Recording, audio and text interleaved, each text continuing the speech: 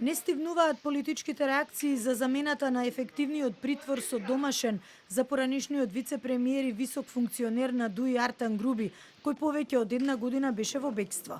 Според опозицијската СДСМ, премиерот Мицкоски не кажува како МВР и АНБ процениле дека Груби не е безбеден во шутка, бидејќи било строго доверливо, што според нив е театар и режирано сценарио.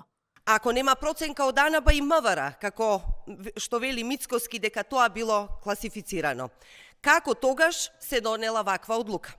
Или неговите лаги почна да ги третира како класифицирани? Циркус.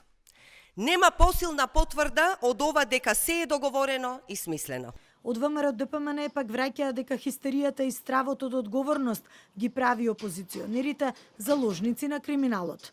Дури и потпредседателката на СДС, Јованка Тренчевска, отиде чекор понатаму, посочувајќи дека за еден од случаите во кои се сомничи Груби за сторен криминал, кривични пријави треба да добијат и неговите колеги од тогашната влада.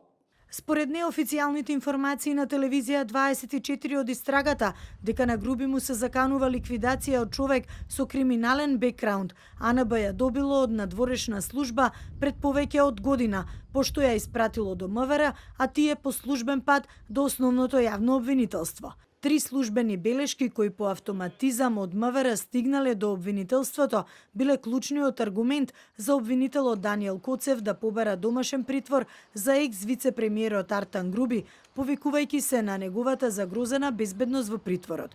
Тој во понеделникот се врати во Македонија по 14 месеци бегство од истрагата, според која е вмешан во проневера тешка 8 милиони евра во државната лотарија.